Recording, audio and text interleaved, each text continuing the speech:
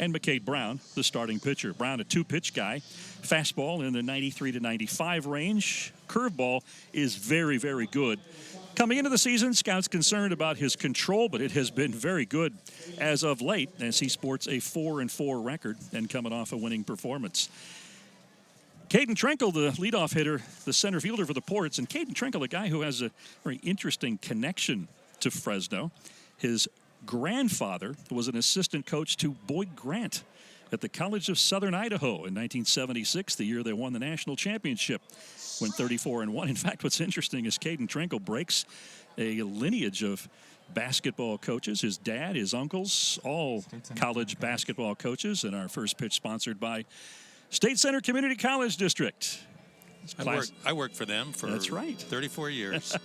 Great you should district. register for classes today, State Center Community College. You know, it's interesting. I was watching him warm up. He just couldn't get his breaking ball over. So, and the first one he threw just before this pitch was in the dirt. So I'm wondering what's going through his head right now. Do you continue to work on that? As I assume the calls are coming in from the dugout, but Sure. will they continue to work on it, or work on it in certain situations, or just resort to the fastball? Well, I would think he's going to resort to a fastball until maybe they hit it, but you can't give up on it. It's probably his bread and butter pitch. Good fastball there. 2-ball, 2-strike count now to Caden Trenkle, who's, as we mentioned, comes from a family of basketball coaches, but he went the stick and ball route, as did his sister, who plays softball at Texas San Antonio. McCade Brown with a 2-2 pitch. Gets a called strike. Yep. And down goes Trenkle on strikes. You know, just watching the Grizzlies throw the ball around, you can just tell they're athletic. You know, you really can just by watching kids. Daddy Batista, the right fielder, comes in with a .252 average, 4 homers, 33 runs batted in. As McCade Brown notches a strikeout with the first hitter he faced. Big swing and a miss. Nothing like getting ahead of the hitter. No, it's best thing to do. Little slider. Throughout the season, some of the Grizzlies pitchers have been trying to add that pitch.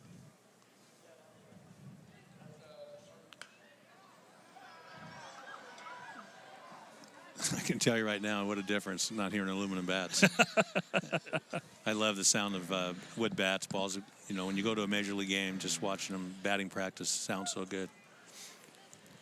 They had been phasing in aluminum bats, had they not, when you were playing at the University of Miami? I think that's how old I am. Some kids use wood bats and some used aluminum. Is that right? That first year, yeah. Good pitch. Bess. Ooh, throws it away, and Batista will occupy first base.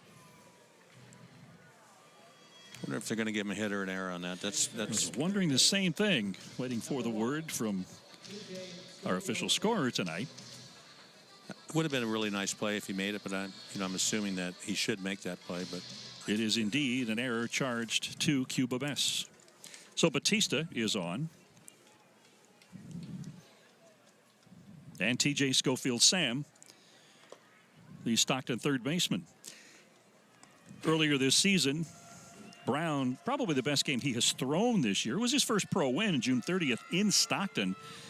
Went 6 innings, allowed only 1 hit. And this is the guy that got it, T.J. Schofield Sam, with a double. Misses wide. Looked like a changeup.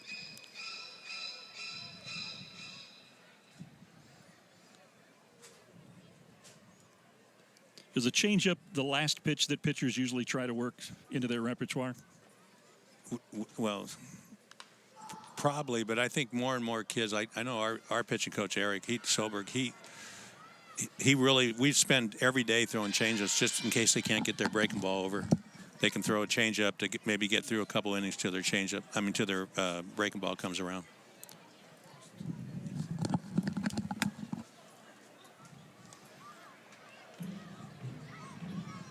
I notice his ERA is kind of high. Is the league on a whole? A little bit, but his ERA the high number of his ERA can be traced back to the May 5th start when he went 3 innings and allowed 8 earned runs. Boy, that'll do it.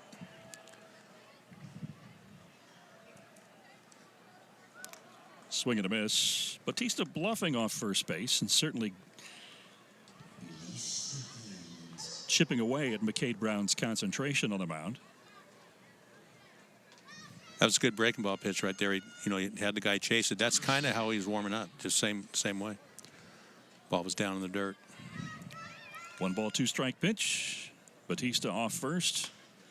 Double play potential to second base. Brito. Nice. And the Grizzlies are out of the inning with a nice double play. Pitcher's best friend. Absolutely. No runs, no hits, no errors. We're going to the bottom of the first. Nothing.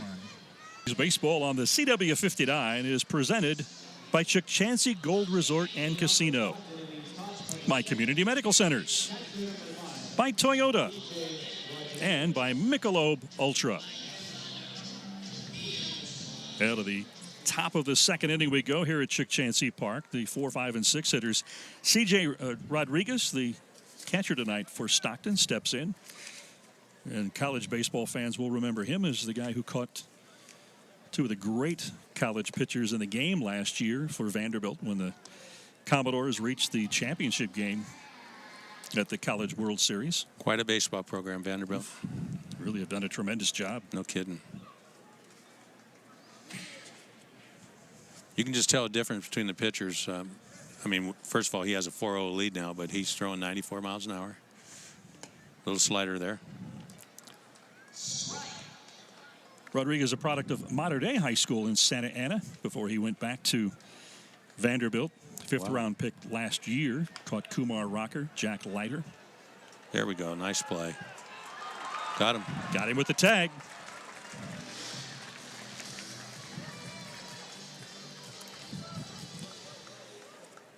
So terrific play by Cuba Bess to retire the first Stockton hitter of the inning. And Daniel Susak, the designated hitter, steps in. And if that name sounds familiar, it should. His brother Andrew caught for the Grizzlies in 2014 and spent some time in the big leagues with the San Francisco Giants, 2014 and 15, as well as with the Pittsburgh Pirates and a couple of other organizations. Daniel Susak just drafted in July from the University of Arizona. Oh, is that right? That's a great story. Good swing. Hard smash. Bess once again. He's getting a lot of work tonight. Throws him out.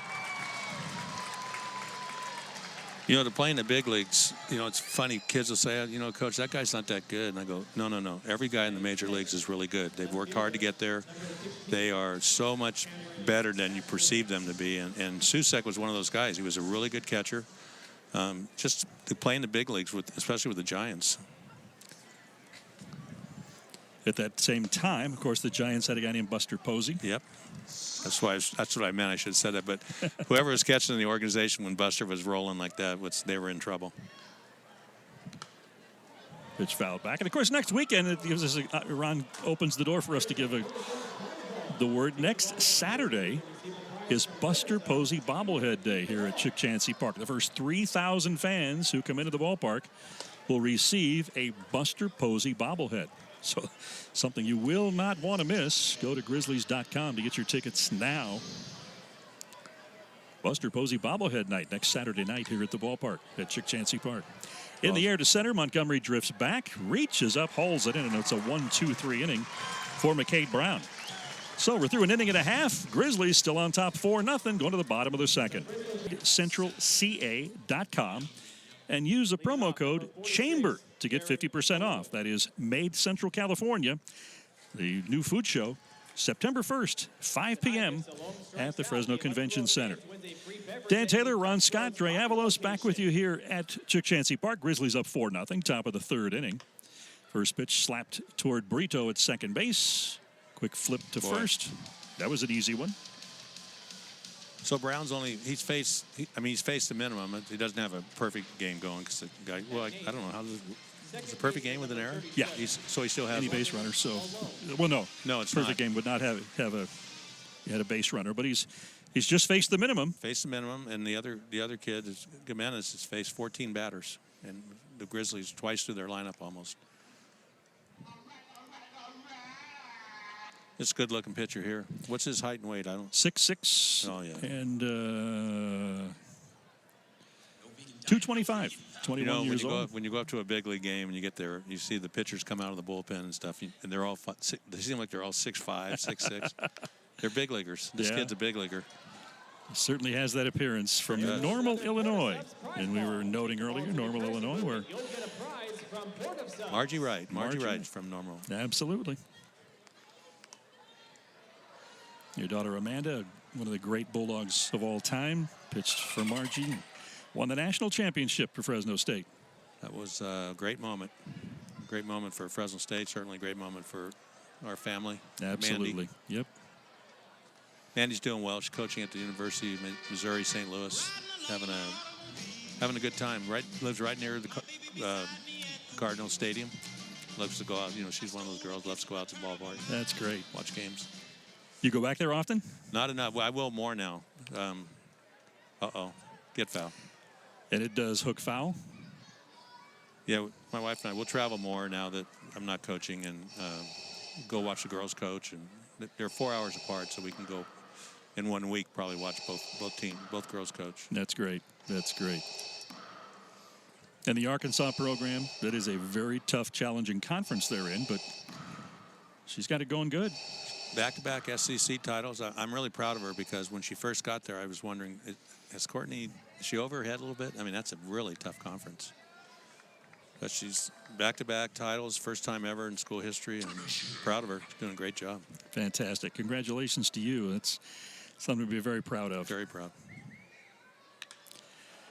Line towards center field. Montgomery unable to flag this one down, and the Stockton Ports have their first hit of the ball game off of McCade Brown. I think it's too early to say we jinxed that, but yeah. I was kind of hoping. I'm looking for a no-hitter tonight. The Grizzlies radio broadcaster, Doug Greenwald, been in the game for many, many years, and a no-hitter has eluded him throughout that entirety of his career. Is that right? Yeah. Took one into the ninth inning a couple of years ago, and he was pretty excited about the prospects, but it didn't happen. I mean, if you think about that, think how hard that is to throw a no-hitter. Yeah. Especially if you want to respect people, respect hitters in the big leagues, because the pitchers are all 96 to 101 and great breaking balls. And did you ever catch a no-hitter? I caught a kid named Mark Souza who pitched in the big leagues for the A's. I caught in summer ball. We caught one in Canada. I think maybe one at Miami, but for some reason I really remember the one in Canada because it was probably my first one, maybe my only one, but had a lot of really good pitchers. But it was a good pitching staff that you handled really well at Miami. Great pitching staff. Sliders, those kids all threw sliders, and nobody could really hit them. They hit them now, but a good slider pitcher in junior college runs right through people if he has a good slider. This guy has a good slider right here. He does. He's a good-looking pitcher.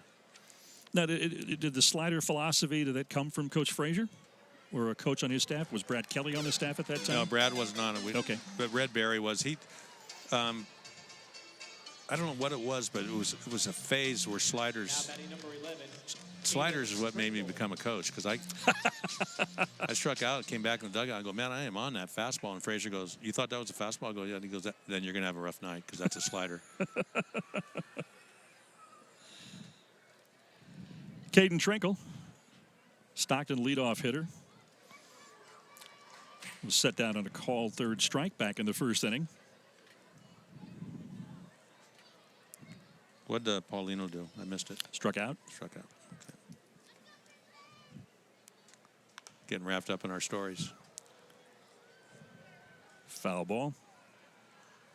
I like the idea of the nets all around the ballparks.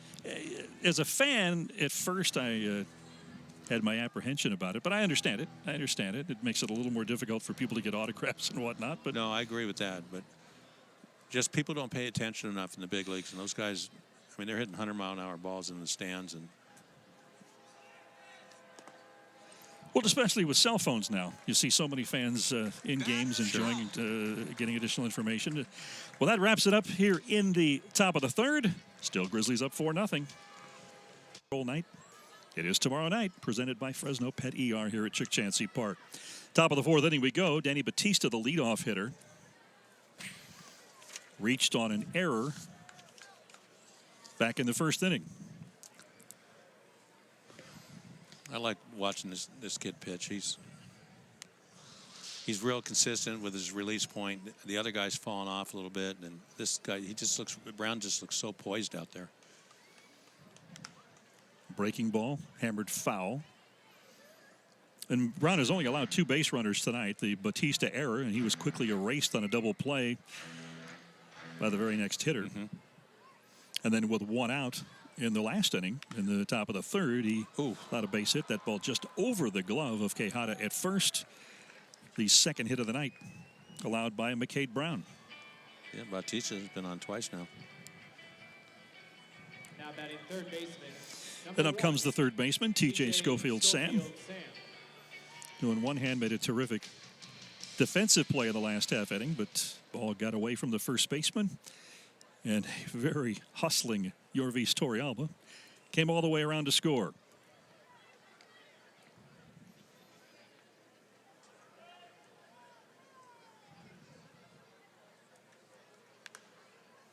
Off the handle, Cuba Best puts it away. Yep. And there's... Jammed him with that fastball. 94-mile-an-hour fastball in on his hands. First out of the inning. C.J. Rodriguez, the catcher, coming up. Rounded out the 3rd. His first time at the plate back in the second inning. The Vanderbilt product from Mater Dei High School in Orange County. Great athletic programs there. Ooh, yes. Their football is crazy. There was a stretch of years where their basketball was pretty much unbeatable down there as well. They had, wasn't it the Hayden and McCade? Didn't they go there? Yeah. John McKay, funny coach. Great coach, but He really great was. sense of humor. Absolutely. Perfect place for him to be in Los Angeles. And then, of course, with Tampa Bay coaching an expansion team. Throw, airmailed into center field. So Bautista there read the ball in the dirt and took off on it. Once he saw the ball in the dirt, he took off, which is really taught by a lot of colleges. I know we teach that all the time, and I don't know if they do that in pro ball, but it looks like maybe this guy had been coached that way or something. But as soon as he saw the breaking ball in the dirt, he read it and took off.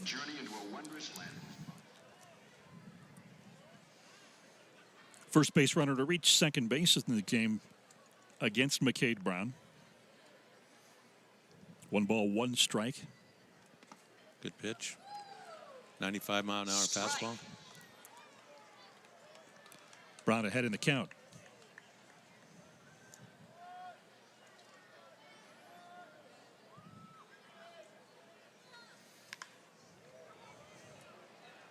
Come on, throw him out.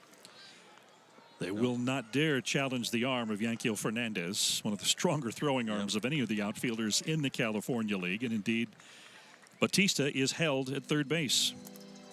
So Rodriguez aboard at first. And with 1 out, Batista now batting designated hitter, number 9. advanced to third base. And Daniel Susak, the Oakland A's first-round pick in last month's draft, rounded out to third in the second inning. What's his size? It's about 6'4". 6'4", 218. Boy. From up in Roseville.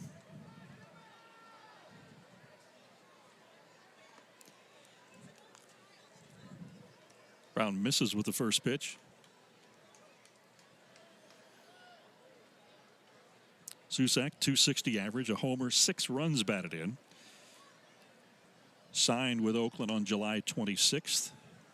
Oh, he signed. Okay, July. I was wondering why it just had that many RBIs, but he just signed. Just joined the club on August the 8th. As teams do with a lot of their draft picks, they send him to the spring training complex where they have the Arizona League, short season league. Many of the clubs will leave their draft picks there in that league. Ooh. Off the handle to first base.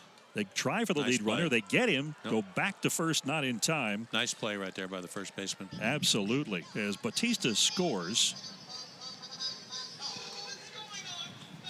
Now batting left fielder, number 16, Cameron Masterman. So Susak on the fielder's choice aboard at first. Rodriguez retired for the second out of the inning down at second base. Cameron Masterman, the left fielder, steps in.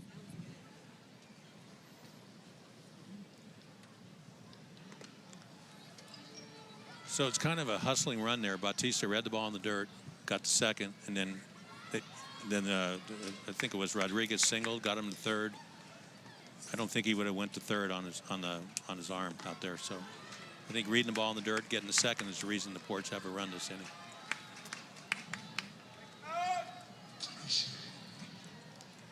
Two down, no balls and 2 strikes to count to Masterman. Flight out to center field. Back in the second. 240 hitter. And it's a called strike 3. So Brown pitches his way out of trouble.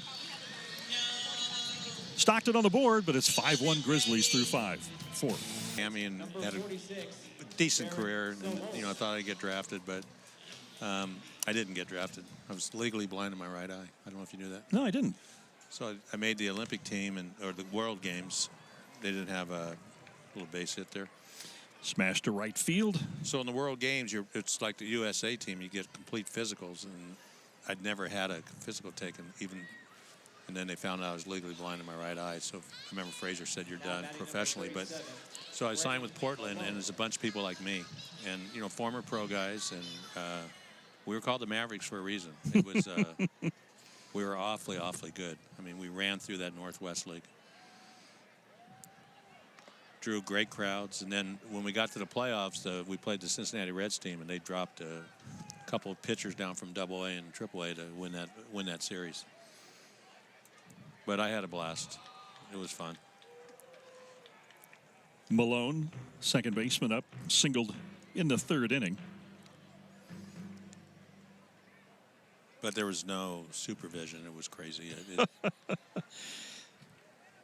Bing Russell, the father of actor Kurt Russell, and Bing Russell himself, a longtime actor in westerns and a number of other things. And yeah, exactly. In the 50s and 60s, owned that ball club, and was a very interesting.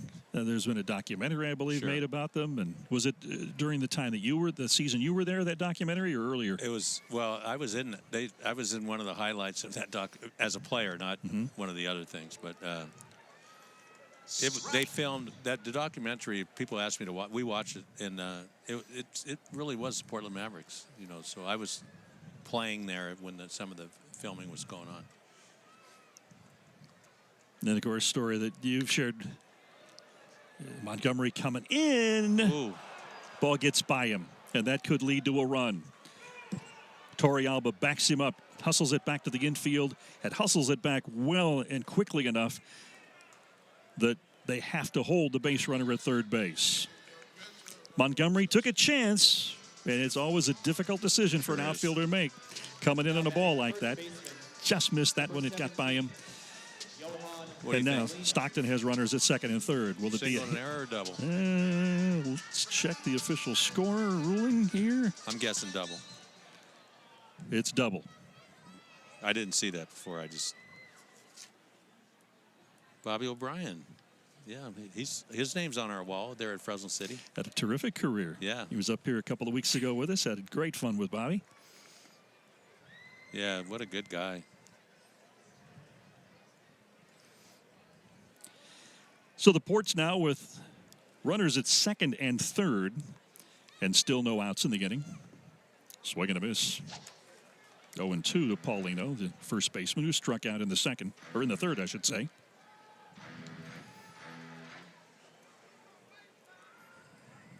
Thanks, Bobby, for the nice text message. Great to hear from you.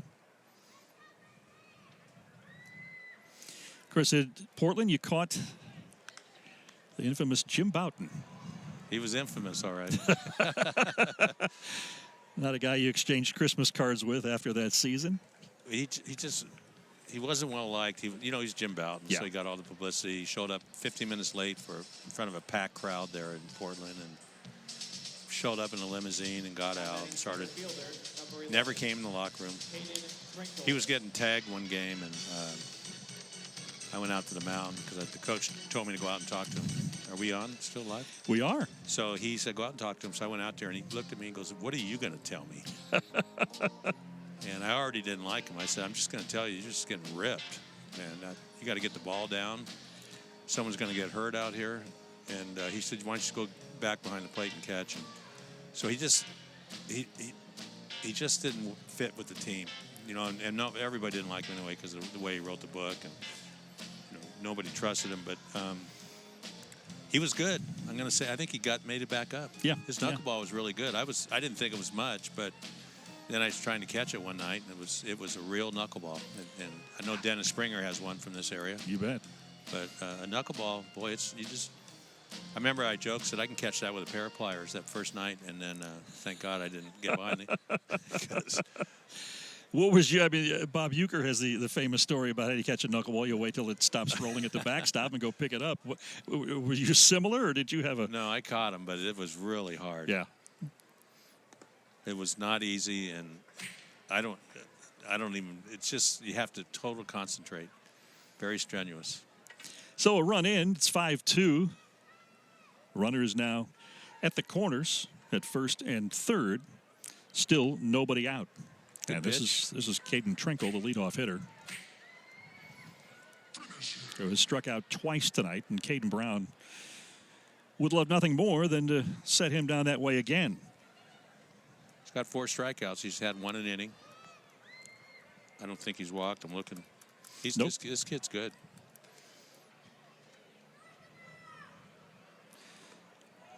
Ball gets away from Fulford. Runner coming and scores.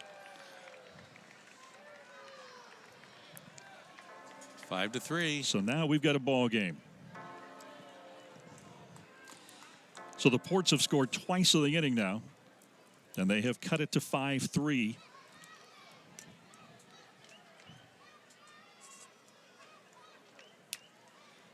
As Paulino moves to second base, and he is simply a base hit away from this being a one-run game. That last play was scored a wild pitch. It was a 95 mile an hour on the inside corner. 2 balls and 2 strikes to Caden Trinkle. Nobody out in the inning. Brown's pitch. Trinkle chased the pitch. Yes, he did. Well wide of the strike zone. So I'm hoping McCade Brown goes to the big leagues, and then he'll look back and say it was because I did the TV game that night. That was the turning point in his career. He's been impressive. And for a guy that the question on him was his control coming into this season, he has been tremendous. Good fastball again.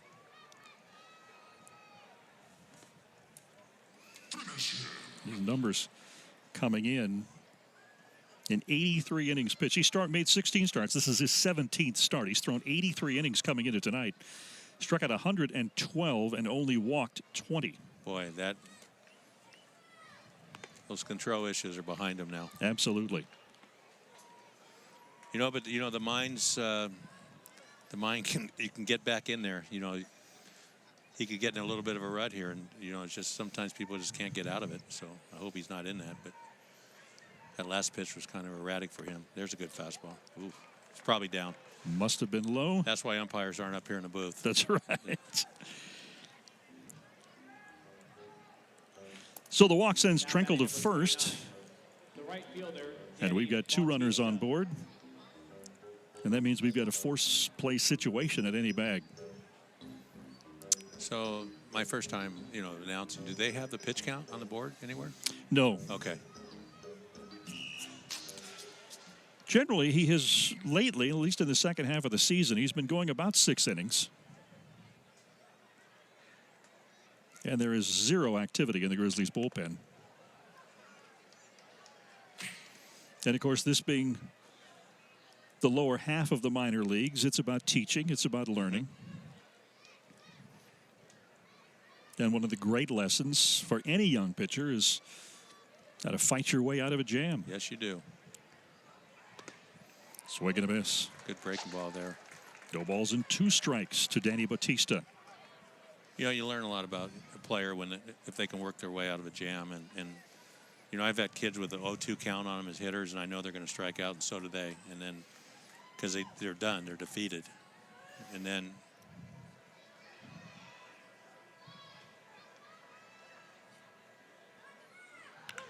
to shortstop. Ooh. Hits the base runner. So that, I think it would have been double play ball. Absolutely. So Paulino is retired being hit by that batted ball. Gets credit for a hit. Yep. So still 2 runners on, but with the lead runner being hit. Boy, he got the pitch there for the double play to get out of the inning, too. Now batting number 1. What's this, coach? Robinson Cancell's going to come out and talk to the umpire. And you wonder. Did he do it on purpose? Exactly. Yeah, that's what he's asking. Now he's going to go out and answer. But I was going to say, like, I've had hitters that are on the bench. If I turn around and said, hey, the count's 0-2, do you want to hit? And they say, yeah, I do. I just need one swing. And there's other guys, they're defeated, and that's why the mind sometimes controls your ability or your production. Powerful ally, powerful enemy. Yep, yeah, exactly. Cancel gets the answer from Ryan Wilson, the base umpire that he wanted. And indeed, Wilson felt there was no intent to get hit and prevent the double play. Ooh. Yeah, it's down on the TV monitor. If he would have changed the call and made it a double play, we'd be at break now. There'd be arguments going on out there. Trinkel, runner at second, Bautista at first, TJ Schofield Sam, who grounded into a double play in the first, flied out to the third baseman in foul territory in the 4th inning.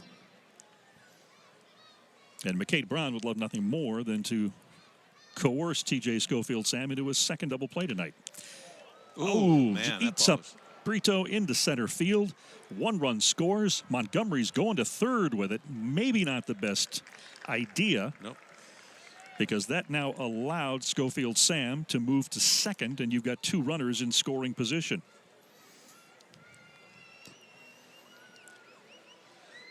Trinkel coming around to score, and it is a 1-run ball game. 3 runs here in the top of the 5th inning. Yeah, that's it's one of those things you talk about, pre-pitch. There's no play at third there, really. And if it really, even if you think you have a chance at him there, you have to keep that guy off second base. Absolutely. We see it more often than not at this level. Outfielders wanting to either make a big play or show their throwing arm. Sure. It's understandable, but they have to learn sometimes that the right play is not always to unleash that throwing arm. C.J. Rodriguez singled his last time up. Boy, he'd like to get another one now. This is the Vanderbilt kid, right? Absolutely. 5 hits in the inning.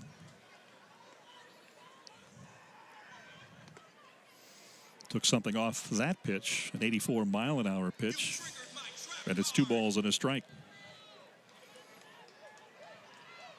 Activity in the Grizzlies bullpen.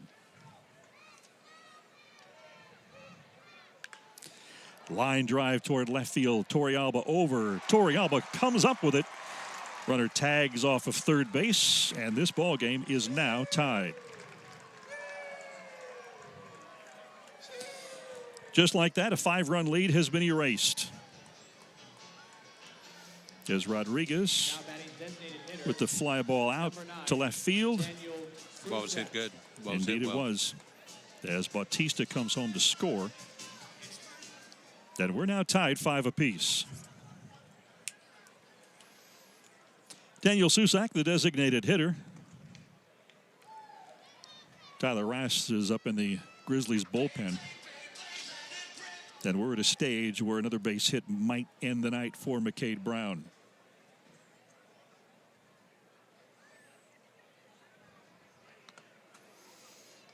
In tight, 2 balls and no strikes. A 94-mile-an-hour fastball. He's not afraid to come inside, and I believe that's why he's one of the reasons he's successful. Not every pitcher is comfortable throwing the ball inside. Susak, the 8th hitter to bat in the inning. Still looking for his first hit of the night. 2 down.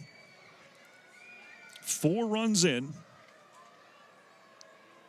And we've got a tie ball game at Chick Chansey Park. And all the sirens we're hearing in the distance have nothing to do with his uprising as Susak drove him in. Sends this one into right field. And the Stockton Ports have now taken a 6-5 lead.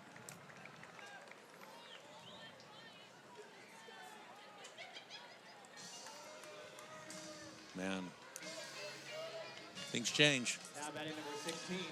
McCade Brown was cruising along through the first 4 innings, That'll do it for him.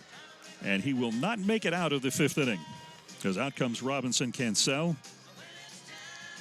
And we're going to have a pitching change here at Chickchansey Park as the night is over for McCade Brown.